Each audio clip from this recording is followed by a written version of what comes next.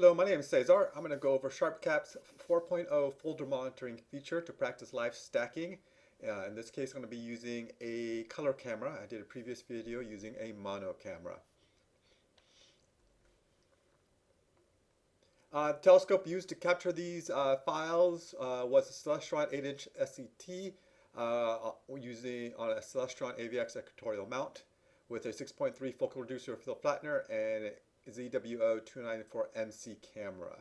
Like I said, this is the color version, so I did a previous video using a mono camera. Color tends to be a little bit more difficult on adjusting the histogram, and that's why I'm doing this now. To let you know, these images were captured in very light polluted skies, red zone. Clear sky says I'm in a Bortle 6, but if I move my address like two blocks south, it goes to a Bortle 7, so I'm definitely right on that edge of almost 6-7. So definitely a light polluted area. The image that we're going to be using is NGC 6960, or the Veil Nebula, which is supernova remnant. We're using 112 12-second images that were captured at 300 gain. If you're looking for more help in general, Cloudy Nights is a great place to get help. The Electronic Assisted Astronomy Forum is really helpful. There's the address there. I also did a post on this where I announced this, and you get there's the URL for that one there. Or you can also private message me at Cloudy Nights, and my ID is say42. And now, okay, so the first step is if you want to follow along and use these files that I'm using, you could download the files from this URL right here. Just to forewarn you, it is a very large zip file. It's, I think, 1.5 gigabytes in size, so it will take a few minutes to download. But this will also make it useful if you don't have your own set of files already, and I will also go over how to capture your own. All right, so let's go on. So here I have my browser. So go to your favorite browser, type in the URL. I've got it here already. Just hit enter. Your browser is going to start downloading it. Depending on your browser, it will, it will show up somewhere. Eventually, it will be in your downloads folder. So I already pre-downloaded it, and you can see here, it is now in my downloads folder. So the first thing to suggest that you do is move this out of this downloads folder into some other folder. So I'm going to move it into my documents folder. All right, so just move it to documents. And then we'll go over to documents itself, and then we're going to extract it. So if we go to the documents folder, right click on that, and you can just say extract all, and then just extract it. Now this will take a few minutes, again, because of the very large size that this is. While this is extracting out, I can go over, now what you can do is start up SharpCap. SharpCap will, so once we get SharpCap started, you want to go over to the cameras, and then you want to click on the folder monitoring camera thing. And then what we're going to do is we go over to browse here on the camera controls, and we're going to go to our what we just extracted out. So we go to 6960 NGC. So in here you'll see actually three files, which I should go over. The raw frames is the FITS files that we're going to be stacking in this process here. Then we have a dark frame and a flat frame. So those are other files that we can be that we'll be using. But first, we're not even going to bother with the darks or flats. We're just going to go straight with the raw frames. Let's see if this is done. See if it's done extracting out. Let's see if we're done yet. Almost there. So let's just give this another 10 seconds to extract out, and then we can open up our FITS files and continue from that. Again, this is a very large files, so when you download it, there we are, it's done. So if we go back to SharpCap, we go to the raw frames, select any file in there and click all FITS files. So this will basically tell SharpCap that we're going to stack all the files in this folder here. You should see over here, 1 of 112. So there's the first part, and now what you do is, we're going to set our target name, so NGC 6960. This is what you normally would do if you were doing this live, is you would set your target frame. We'll click on the live, or before we go there, make sure your display histogram is, just click on the reset. Usually just leave this alone. I find that you can play with both the the live stacking histogram and the display histogram, but that just adds too much complication. I just find it easier just to leave this histogram alone if you're doing live stacking. So I just make sure it's set to reset, and then just forget about it. I rarely look at this once, just at the beginning of my night, just to make sure it's been reset, and then I never look at it again. So now we go to live stack, and what you want. So if this was if you were actually viewing the sky right now, and you want to capture your own frames, what you would do is you come over here under raw frames, and you would click on save stacked. Is you could do save stacked, and this would then save your own FITS files that you could use for yourself. So we've got that. We'll just save these, which is going to be kind of a little bit ridiculous since we've already got them saved. But I'm doing this just to show you what's going on and how to do this on your own. And then once we've got that all set up, make sure you got align frames checked, and then we just click on this play button. And now what happens is SharpCap is loading up the files, and it's going to start stacking them up one by one. So you can see here, one frame stacked. You can see our curves are showing up. You got, so now we're stacking away, which is just great. Now, what you can do, normally what you do now is once a couple frames have been stacked, we've got 10 frames stacked, you can click on this auto color balance on this build in particular, and when you're doing like nebula or anything, or supernova remnants, anything colorful like that, emission nebulas. So this is the one I tend to use. This will tend to make all the curves kind of go up and match together, which is what we want. And then we'll do the auto stretch on this one here. And now you can see we're getting a little bit of our coloring here. So this is the start. But now if we do some stretching, you'll notice that, let's do a little bit more stretching before we let this go too far. You'll notice there's some vignetting here. And this is why we don't, because we did not use any flats or darks. And this is also kind of an interesting thing to see, is now we're going to start over again in a minute and apply our flats and darks. And you can see how that improves it. What you can do is, this is really nice, is if you're trying to figure out how to capture your flats, which a lot of people have difficulty with, I know I did at first, is you can try several different methods, try them here, and you can see which method produces the results that you like best. So this is, a way of practicing your flats and even your darks to figure out which method you like best, and not having to waste valuable clear nights on doing this. So okay, so you can see we need our flats. So what I'm going to do is just gonna, before we get to that, so we got the save as stacked, and let's say we really like this image, and I'll get down to the details about this. You can click save exactly as seen. So if you were doing this real time, you'll see this pops up. We can click here. You can see it saved our picture, but if we go up a folder, you'll see the raw frames. So you can see now it's been capturing the raw frames. So if this was an image you were capturing, now you can go back and do a folder monitoring on your own personal raw frames. If you were viewing, let's say M51, M57, or whatever your favorite deep sky object was. So we're going to stop this stack. We're going to just pause that because, like I said, I want to apply my flats and darks, and then we'll go through everything. We're going to do that. We're going to reset everything. We're going to just put that right there. We're going to reset it all. We're going to pause there. And now we're going to grab that dark file and that flat file that we saw. So if we go to our documents folder, NGC 6960, we get our dark file. And then we browse and we get our flat file. So there we got our dark and our flat. Now if you click on this button here, which says rewind and replay all frames, so we're going to do that. We've got this stack cleared, and now we can click on play. So now we're going to have our flats and darks applied, so we'll get a much nicer image, which you'll quickly notice that we don't have any vignetting at all.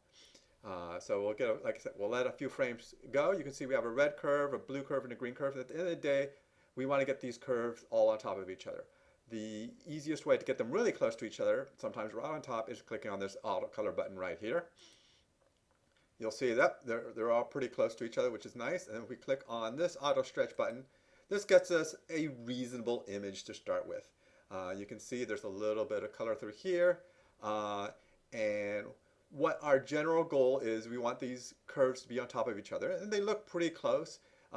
Something that SharpCap has added, which is really great, is this little zoom button, or zoom checkbox. If you click on zoom, this is the first time I did this, I got a little confused. There's a little scroll bar down here, so you can scroll over, and there's the zoomed up curves. You can see now, you can tell how it looks like the green is a little bit too far over. So what you can do is you can click over here, click once, and you'll see this green curve move over to the left a little bit. And we can click again and see, try to get them a little bit closer to on top of each other.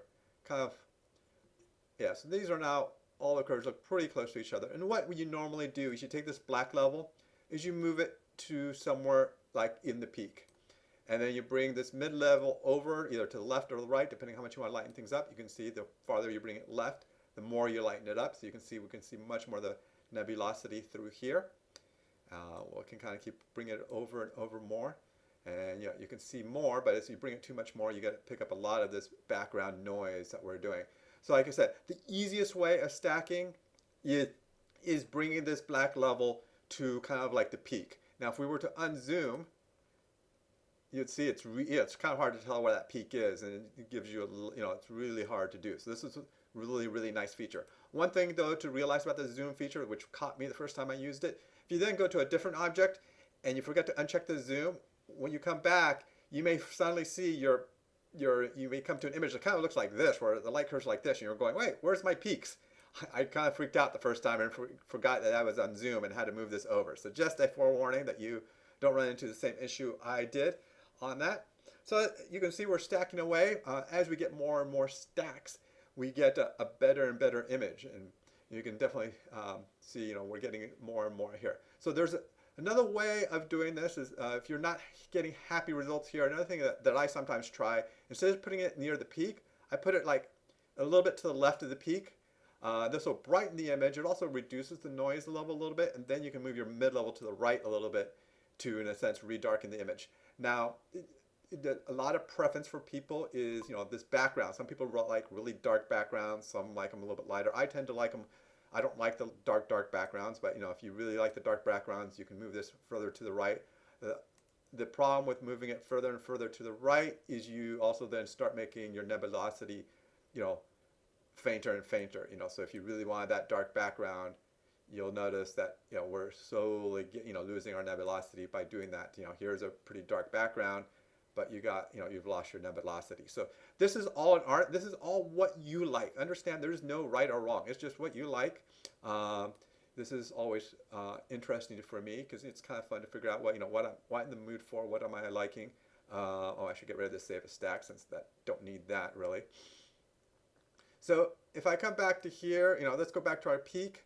You can see how you're getting a little bit of a, if you can look closely, let's zoom in a little bit, quite a bit. I am using an Epsilon L Pro filter on this, and this this is a quad band filter, and because of that, it tends to sometimes kind of give a red cast to my images.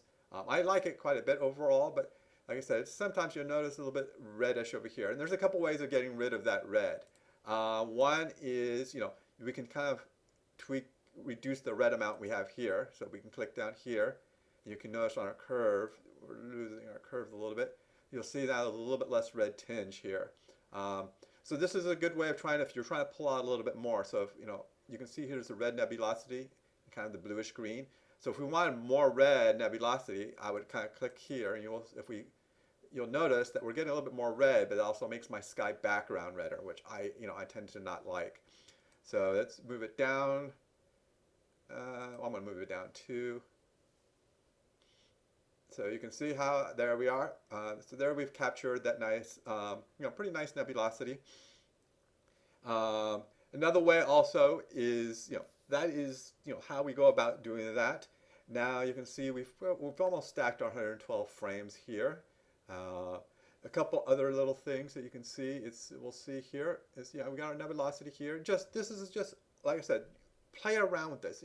Even sometimes doing something extreme can give you some interesting results. So that's how I sometimes learn is by, instead of going little by little, you may say, okay, let me just really push this and see what happens to the image. It's like, oh my God, that looks ugly, but at least you can now kind of see, okay, what does that do? Or another thing to do is, okay, let me just put this black level way over to the left, and then, maybe can I do something good by moving this all the way over? So really playing around with this, don't be afraid. This is the great part about doing this folder monitoring, is you're not wasting valuable, dark, clear sky nights. So, you know, another thing that I've tried before when I was playing around with this is, okay, what happens if I put the black level to the right of the peak? Um, you know, you can see, oh, that actually, in this particular case, you can see this nebulosity really picked up when I put it to the right of the peak. You know, because here's the peak over here. Yeah, so we put a little bit more over here. We definitely seem to pick up a little bit. Oh, look at that. That's actually not too bad. If we can come back over here. So again, but just, you know, for this particular image, you know, depending on what you're looking for, you get a little bit of green cast in the background. And something also you can retry to do is you can also try doing the auto color balance again, because as you stack more and more images, the auto color balance will change. So we'll just try that and see what SharpCap gives us. Ooh, look, sometimes SharpCap really doesn't get it quite right. You can see in this case. Yeah, so this is a perfect example of SharpCap not getting it right, but you understanding, oh, okay, I want to get these curves on top of each other. I need to bring the red down a little bit. So let's click and drag it down. Oh, that brought it down too much. Yeah. So let me just do this a little at a time. Let's see if we can get these curves, the red, a little bit closer on top of it. And also you can look at, you know, part of it is knowing you want the curves on top of it, but also looking at the final image and saying, okay, is there too much red, too much blue, or is there too much of a particular color that you don't like in there? So there, you know, that's getting pretty close. Let's go back to over to the right, where we're, you know, to the right of the peak. So you can see here, because we get to the right of the peak, we get, oh, look at this. This is much, much better. So in this particular image, you know, but we have lots of noise over there. One way to try and get rid of that is moving this mid-level over to the right. And yeah, so you can see that's not not too bad. So you can see how in this particular case we're to the right of the right of the peak, and this seemed to produce a better image for us here. All right, so that is I wanted to cover that. The second thing I wanted to cover is background subtraction. This is an interesting new feature in 4.0. I actually find it quite useful, especially for my color when using my LPro filter. So I'm not going to stack that one all again. I've already run a separate instance of SharpCap that is gone through the stacking, the entire stacking process. Here it is, and oh, so you can see how. Let's go back to our previous SharpCap. Let's unzoom this, and then let's just reset everything. So you can see here's our peaks here, unzoomed. If we go to here, now let's make sure this is reset. You can see how I've applied the background subtraction, blended offset. So to let you know, to quote the help file, is this will help remove the background brightness caused by light pollution, sky glow, and in particular help remove any color cast in the background of the image due to light pollution. So sometimes I get that red color cast because my L Pro, and this blended offset will help really with that. And he recommends the blended offset versus the simple offset. I find them about the same. He says it has to do with the colors of the stars. So I guess if you were doing an open cluster or something like that, that would be much more helpful. But again, you can see how these peaks are much more narrow here compared to over here where we did not use the background subtraction. So here we are. So let's do our outer color balance. And you'll see they're pretty closely on top of each other. Let's do auto stretch now. Let's do a zoom. So you can see they're off a little bit here. They're not quite on top of each other. It looks like the red needs to be up a little bit more. So let's move the red peak over. That was looking pretty good there. Looks like we got the mid-level too far. So now if we bring the mid-level over, you can see we're getting more. There we go. Let's see, let's just put this in the middle, like, you know, the typical way of doing this. Bring the mid-level over. Yeah, so you can see here, we got not too bad of an image right away. Again, in this particular case, I definitely noticed there's a lot less of a red cast to the background of my sky, which is really nice. Now, something else to look at. Now, there's this right bar I haven't really touched yet. This is the saturation, and this is actually a perfect example of, you know, if you're really trying to get colors to pop, take this and move it like to around 2 or so, and you'll see these colors really come out quite a bit more. In this particular case, we also made our sky a little bit bluer, but we can get rid of that by going over to the right a little bit. And, you know, it's always a little bit kind of a dance between your colors that you're trying to bring out and the background, but you can see how these look a little bit brighter as I move this up.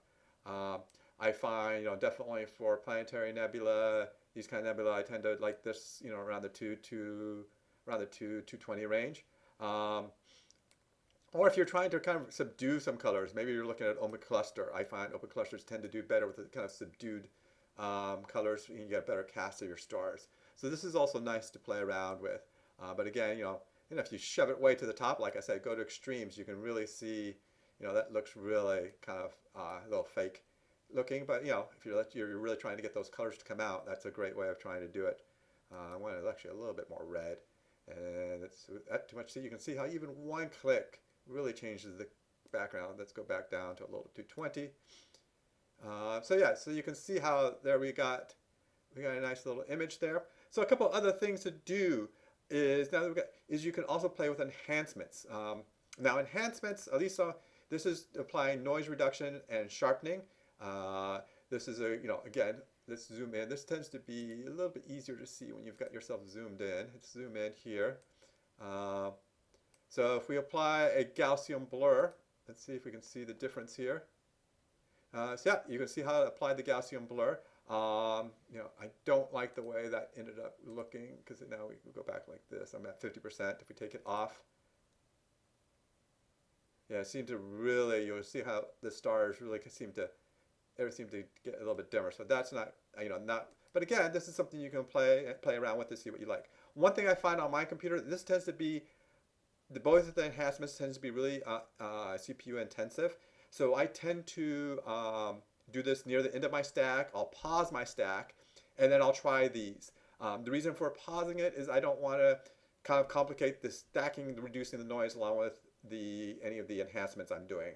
And this also makes it a little bit easier on my computer to handle. But again, we can try bilateral blur, see what that does, and see how that looks. That looked pretty subtle there. If I take it off, but again, you can play with the sharpening. And again, you can play with these values, and really, if you really, it's like, I don't see anything. You can see how this, did that. In general, I don't like sharpening. It doesn't seem to always give me what I want. Let's go back. Whoops. Let's go to auto. Sometimes at full size it looks okay, but not full size, but at auto size. But again, play around with these. Because you're doing this here, you can go on this blur. It's like, I don't like it there. Let me do something smaller. So let's see. We definitely don't like it there. Let's try a little bit smaller. I'm just not liking anything I'm seeing here with that one. If we go bilateral blur, let's go to that one there. A second, you can see how it didn't ruin the stars as much. Yeah, actually, that's looking pretty good. But again, you can always play with these values. We're at 230. Let's play. I like to really go to extremes to see what happens and understand what's going on and say, hey, that looks good or that doesn't look good. That doesn't seem to do much there in that particular case. So I'll go back to 230. But again, this is something you can play with to figure out what you like, what you don't like. And other things that it's really good to play with is we could restart this whole stack. And if you want to play with the FWHM filter, the brightness filter, if you're familiar with that, this is a great way to practice with that to see how well that would work. So this is, the folder monitoring feature is just a great little feature to do. Now I always capture, I save my raw frames just because this gives me time to restack them and play around to understand that. And sometimes I'll get a much better image the second time, when I'm not as busy in the middle of the night capturing and viewing, and I'll get something nicer that it's like, this is what I could have done in live real time. It's just a great, great learning experience. Like I said, if you have any questions, go to the Cloud Ignites Electronic Assisted Astronomy Forum. You can ask any general questions there. Any particular questions on what I've done, there's the post there, or you can private message me. I hope you find this helpful. Thank you.